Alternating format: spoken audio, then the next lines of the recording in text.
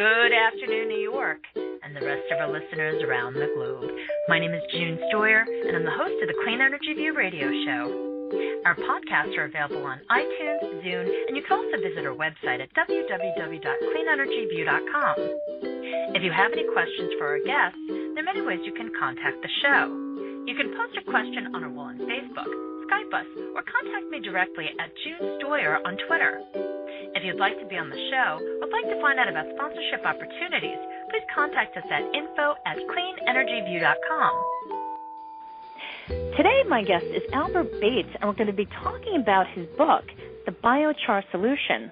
My guest has been the director of the Global Village Institute for Appropriate Technology since 1984 and the Eco Village Training Center at the farm in Tennessee since 1994, where he's taught sustainable design, natural building, permaculture, and restoration ecology to students from more than 50 nations. When it comes to biochar, the biochar solution, the book explores the dual function of biochar as a carbon-negative energy source and a potent soil builder.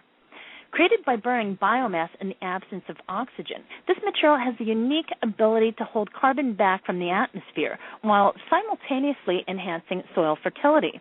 Mr. Bates traces the evolution of this extraordinary substance from the ancient black soils of the Amazon to its reappearance as a modern carbon sequestration strategy.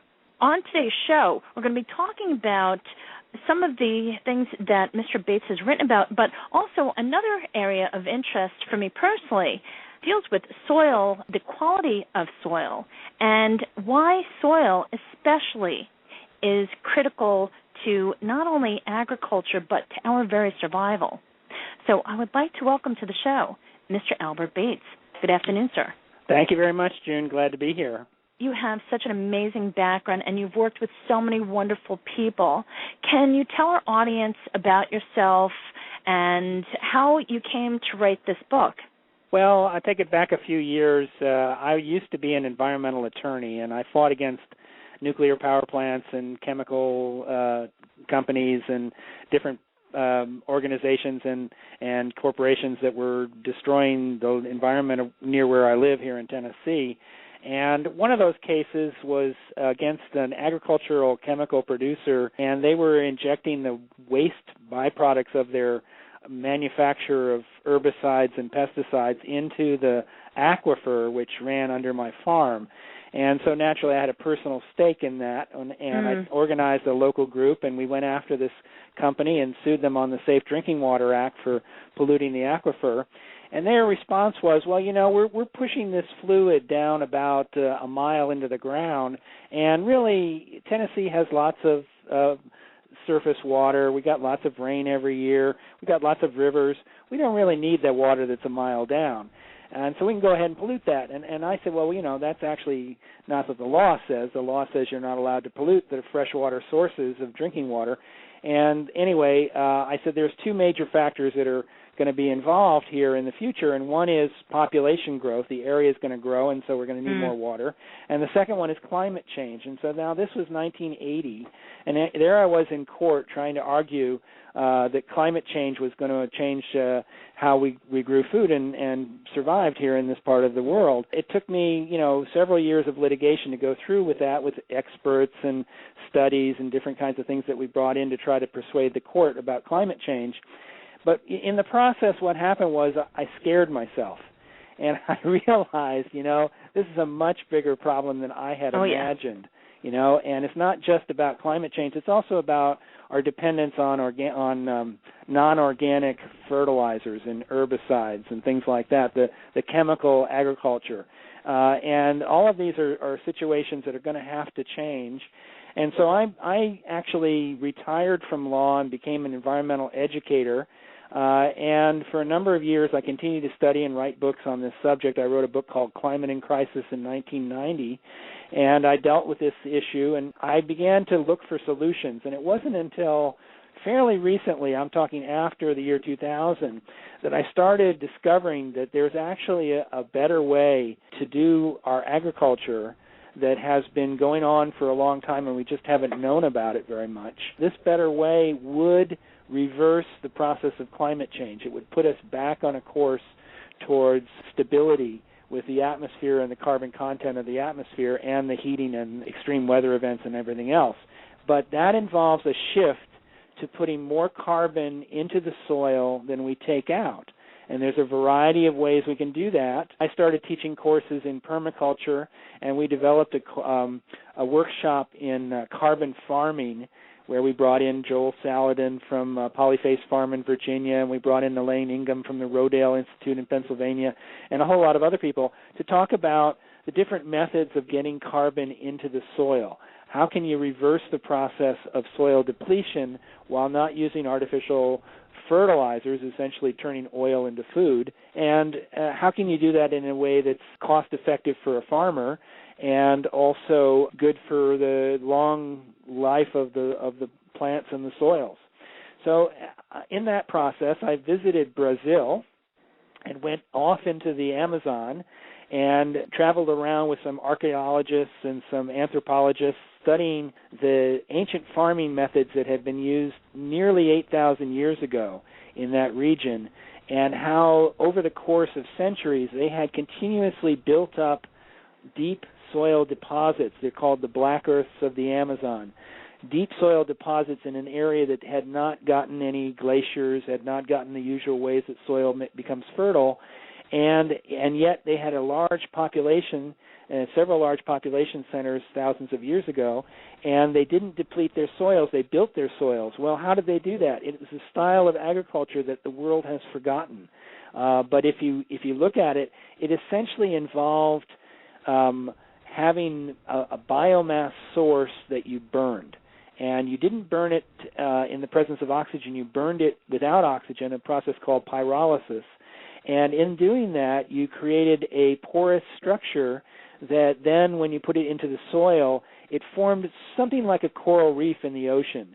It became a habitat for microbial life. And so it wasn't really the cinders, the charcoal itself, that did the heavy lifting in the soil. It was the microbes, the fungi, the non-parasitic nematodes, the bacteria of various kinds, that would come in and inhabit those coral reef structures of charcoal, and then they would do the heavy lifting of building the soils so that as time went on, they became richer and deeper and so forth. We've been doing this now in Tennessee for some years, and we find that you can build a meter deep, a yard deep of rich, black topsoil in about 10 years, using some of these basic techniques that they use in the Amazon for thousands of years. Now, can I just ask you a question? What is the difference between producing your garden variety compost and adding compost as an amendment to adding the biochar? That's a good question, and compost does play an important role in the techniques that I described. And you do need to learn how to compost, and you do need to compost to add material back to a garden or to a field. However, the carbon that you find in a compost pile, which is the breakdown of organic matter into basic components, and carbon is one of them, is a labile form. It's a mobile form of carbon. And so on a normal cycle, it would go back to the atmosphere as carbon dioxide or methane. It would be rained back into the earth over about a 10 or 12-year period. And so you have this constant cycling of that carbon. It's the material that goes into the next year's plants. It's what becomes the stems and the leaves and so forth next year. So you need that labile carbon. But if you want to build carbon in the soil, if you want to get this coral reef effect going for the microbes in the soil, you need a different kind of carbon. It's the kind of carbon that scientists are now calling recalcitrant carbon. It's the kind that stays in the soil on this lifespan of hundreds of years to thousands of years, because it forms a hard crystalline matrix by undergoing pyrolysis, and because of that, it becomes structure. It's not actually nutrient for the plant. People sometimes confuse biochar with fertilizer, and it's not actually a fertilizer. It doesn't break down and go into the plant. It actually stays as a structure that creates the right conditions in the soil that plants thrive. With the creation of the biochar, what is involved? How do you go about creating it, and how do you measure the quantities that are needed to amend the soil? Can you talk about analyzing the existing soil and what steps you take to determine what direction you're going to go in? Well, most soils, in the world, since the dawn of agriculture, have been losing carbon. The more they're worked, the more they're used, the more they produce food, the more the carbon comes out. And it gets washed into streams, and it's wasted down into the oceans, and it disappears off of the land. And we went from probably 15 or 20% carbon content in soils after the last ice age down to around 5% or less today. So most soils could use more carbon. However, there are rich, deep, black deposits of soils in various places. If you're lucky enough to live in one of those areas, adding biochar may not help you very much. Adding compost may not help you all that much. But if you're in an area of poor soil, and most of us are, the poorer the soil, the more biochar or fertilizer or carbon or compost will help you out. And when I say fertilizer, I mean organic fertilizers of various kinds, including effective microorganisms and compost teas and that sort of thing. So worldwide, people have been producing biochar, and they've been learning in the last 10 or 20 years what works and what doesn't. And one of the things that was studied was, on an economic basis, life cycle costing of how much it takes to make biochar. It's been mainly the issue of weight and transportation that have influenced the decisions. And what they've found is it doesn't make a lot of sense to produce biochar in large industrial plants and then ship it by bag off to a local garden store and have people buy it in bags. The cost of doing something like that makes it much more prohibitive than just buying a bag of cheap fertilizer or Miracle-Gro or something. It's way more expensive.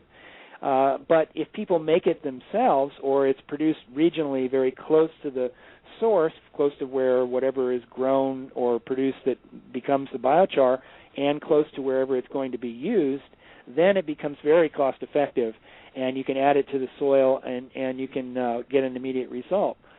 So mainly what they started finding was you would do better off looking for waste carbon products, corn stover, used pallets, forest industry products, different kinds of things that could be burned, and which would, if left on their own, either become carbon dioxide or methane and go off into the atmosphere and have a warming effect. And instead, you're intercepting that and turning that into this hard form of carbon that's going to stay in the soil. So that kind of thing, using local production and then using it right there in the garden, close to where it was originated. Most people don't know how to make it, however, and it's a little tricky. So we've been giving lessons in that. I've developed a series of workshops now called Stove Camps, and we're offering one this Labor Day weekend here in Tennessee. And there are some in other parts of the country, too. I know there was one earlier this month up in Massachusetts where people learn how to make biochar-producing stoves, and they can make them out of paint cans or tomato cans or other kinds of things. You can make a barbecue grill that works just on producing biochar. And then you have the leftover char, which then can be mixed in your compost pile and go straight to the garden. What happens to chemical contaminants in the things being burned? Well, that's an interesting thing, and it's being studied, and it's not a solid research that's definitive, but there are some very good indicative research papers that are coming out. And I have to say, there's 135 published peer-reviewed articles in the first 6 months of 2012. The average is about 150 to 200 a year that appear in peer-reviewed journals. So it's a large area of research. But lingering toxicity, they did a study recently where they put a plant called clonal Tradescantia. And I don't know if you're familiar with Tradescantia, but it's a little garden plant, and there's a particular clone that was developed by Brookhaven National Laboratory back in the 1970s, a scientist called Sadeo Ichikawa. And he made this variety that had two genes for color. And the dominant gene was blue, and the recessive gene was red.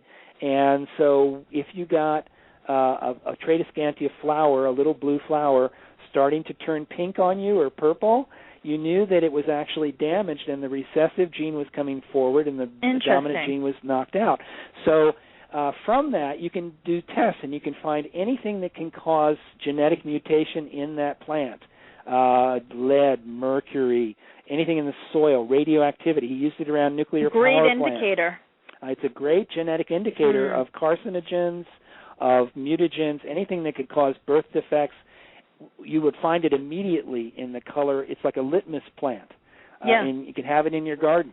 And so they did Tradescantia tests, and they found that they could pick up toxicities that were added to the soils, and the biochar added in would reduce the toxicity within 2 weeks, that it would lock up, whether it was you're talking about mercury or pesticides or herbicide residues, it would lock that up. The microbes would work off of this coral reef effect, and they would bring it into the porous material, and they would lock up those toxins, and then they would decompose within the reef, and they would not be available for plant uptake. Wow. With the training that you're offering, could a larger scale farm incorporate some sort of process on premises to create their own biochar? Oh, sure, and it doesn't have to be a large-scale farm. It could be it could be householders, backyard gardens. Large-scale farms for sure. There's actually, there was a Google X Prize competition, and it was won by a company in California called Cool Planet Energy Systems. And Cool Planet's idea was to start producing biofuels for the California gasoline market using miscanthus and other kinds of grasses, and also making biochar, which would then go into the soil. Well, Google said, we've looked at these studies, and they say that you do much better producing it locally than you do on a giant statewide factory. So what about that? And so Cool Planet adjusted its business model and started putting these small units on various farms where it used farm wastes and the crops they were growing and began to make the fuels right there on the farm. And then they could distribute it locally within that immediate region.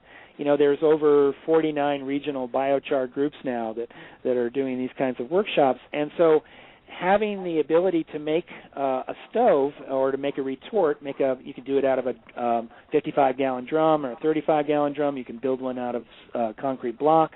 And they make these biochar-producing things. They dispose of wastes, and at the same time, they also come up with a lot of heat. Now, what can you do with that heat?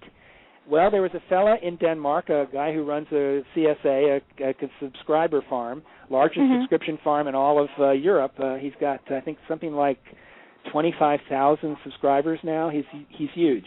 And so he started making biochar on his farm, and he produced, with the waste heat, he heats all of his greenhouses through the winter.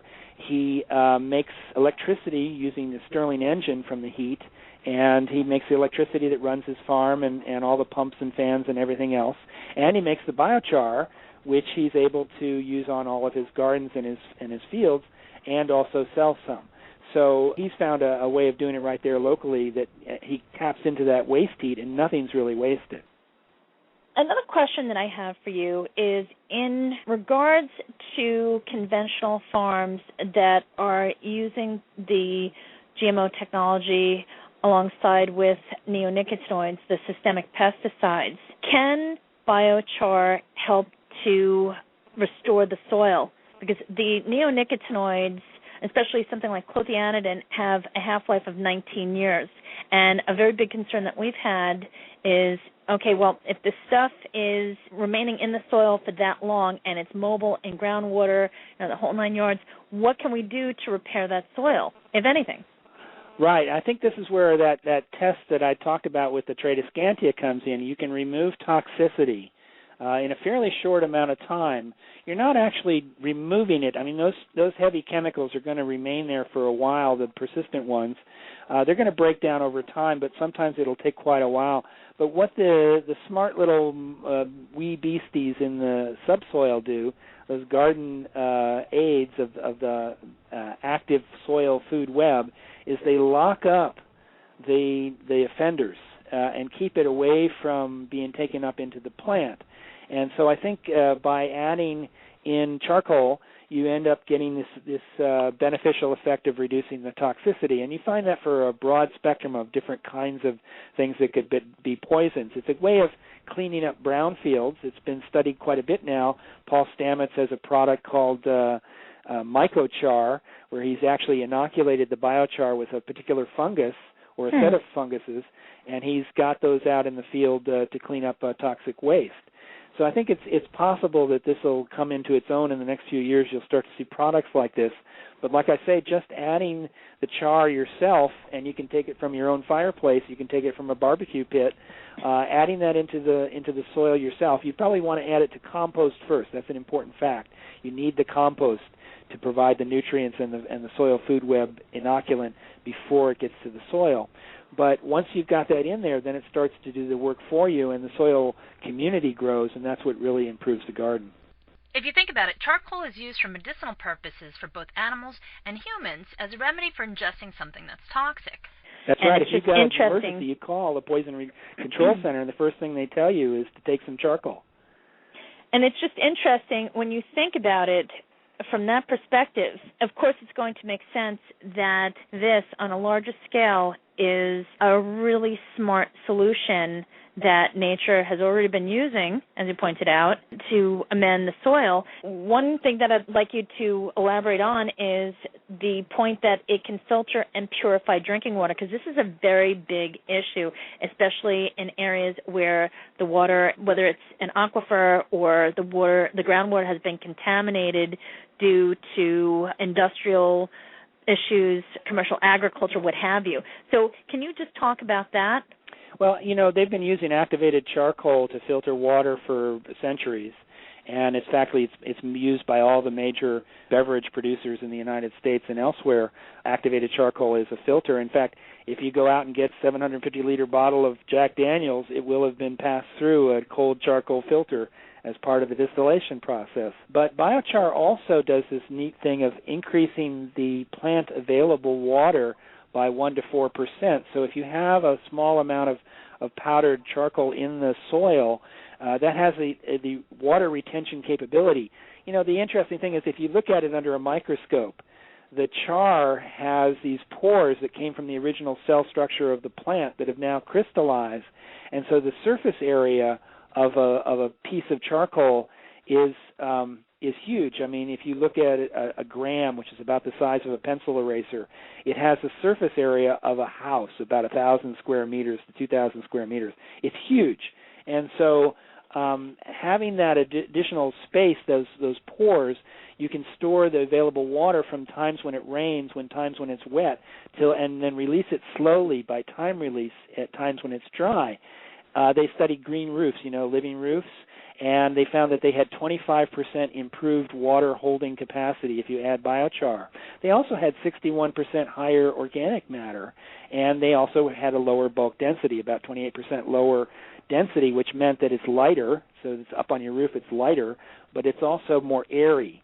And so you get good aerobic bacteria, and that's what builds that higher organic matter. When it comes to implementing these different solutions, are there any countries that have completely adapted the very things that you've been talking about, where it's already part of how they grow their food, so on and so forth? I think if you look in Brazil, you find that there's been a very active field of research, and particularly the agricultural colleges and universities, because, of course, this is the place where they had the terra preta soil. It's the black earths of the Amazon. And so they've been studying this for a long time, and it's kind of tragic in some ways because people are going out into the Amazon and they're bagging up and digging up those soils and selling them in supermarkets and Walmarts, and that's kind of sad because really they should be just making those soils everywhere. And in Brazil, they actually are. They are consistently now finding ways to use waste products like the stover from production of corn for ethanol and other products and turning that into biochar, which then goes back into the fields to build up the soil. And so Brazil is a good example. I think there are probably others as well that are starting to research this. Germany, several places in the United States actually have very good research programs now. University of Iowa is doing extensive trials on their cornfields. So you have and Georgia and Auburn and fairly other places are doing this. So you have these research centers. It will spread out and go to the average farmer and organic gardener, I think, in the coming years. One of the drivers is going to be drought and climate extreme events, where you have the need for soils to be resilient and be able to protect the plants in these hard times. With your work as an educator, do you see a big movement that's taking place in agriculture where more and more large-scale farms are beginning to adapt these practices? I think it's coming much slower than I'd like, but yes, there is some progress. A lot of these studies were done decades ago. In fact, Oak Ridge National Laboratory did a study in which it kind of laid out this whole new system of agriculture, and that was back in the 1970s. Very little's happened on that, and you don't see a lot of U.S. Department of Agriculture programs or extension agents. In fact, the extension agent program is getting cut back. So really there's not a lot coming from government, but there's kind of a word-of-mouth campaign of people learning about these new techniques and what they've been doing and how they're working for people, and that's spreading farmer to farmer or gardener to gardener, and I think that's very promising. Moving forward, what would you like to see happen in agriculture, especially here in the United States? Obviously, you'd like to see this become more mainstream. Are there any other things that you'd like to see happen so that we can really take aggressive measures to ensure that the environment really does have healthy soil? Yeah, we've already learned that you can produce more food from organic agriculture and be more resilient and have greater sustainability long term. We already know that from a variety of sources. But I don't think people really appreciate how important it is to protect ourselves from climate change that is now inevitable. I mean, the other part of climate change is to try to reverse it, to stop and slow down the process so that we can actually have some breathing space here and be able to set things aright. And the few things that you can name actually do that. This is what made it so hopeful to me. I was getting very much in a state of despair as I read more and more climate literature and listened to Bill McKibben and many of the other climate advocates. I got more and more frustrated and worried. And then I learned about that, it's all about soil, and that the greatest sink of all the different sinks for carbon in the global system is the soil, that we can actually make a difference if we just started growing organically and using holistic mob grazing for cattle and grasslands management and reforestation and afforestation and agroforestry and food forests and nut trees and fruit trees and all that sort of thing in the normal landscaping of cities and suburbs and so forth. All of that are things that we can actually do, and in history, if you go back for centuries, you find that the actual changes in climate happened at the largest scale when there were huge reforestations, and that one of those was after first European contact in the Americas, when people died of diseases that were brought over by the conquistadors. There was so much regrowth of forest that it actually cooled the planet. Well, you know what? We could do that again. We could have rich soils, rich plants, and rich forests again, and it would cool the planet.